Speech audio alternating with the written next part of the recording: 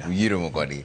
Wang'e ni gima jopiny wacho ka endi piyo piyo ka sabi wach mogik koro sa ma wawang'wa. Ma endi Mrs. Omondi kani game wacho ni good evening, ayie gi Mheshimiwa Aduma Owuor. ODM eka koro sani otegno moloyo chon. NDC biro luongi very soon. Sifuno penja Babu na Mwamba gima noneno Kasarani e NDC. Babu to pod tin odhi mos e gini.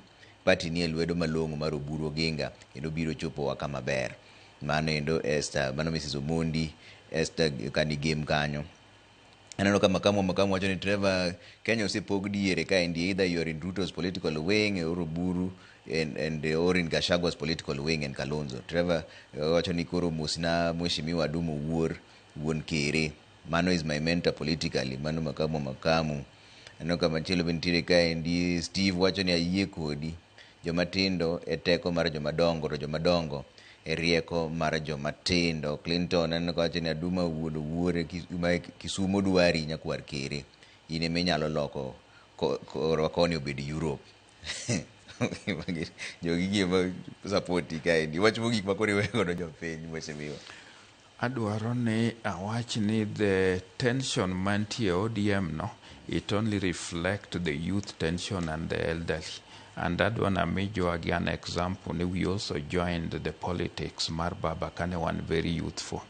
And I recall an incident when I was a town clerk in Kisumu and Baba was a minister. And because I was still very vibrant like Babu and Osifona, ne chieng' morapo mana kadhi ma apado jatenda mamea ma Baba had to come and held a 3-hour meeting to reconcile wa. Munyisa na Aduma neni ka inan culture, the mayor is the first citizen of Kenyati Mugiki. So those things are happening. So sometimes we need to be a bit tolerant also to Jowag.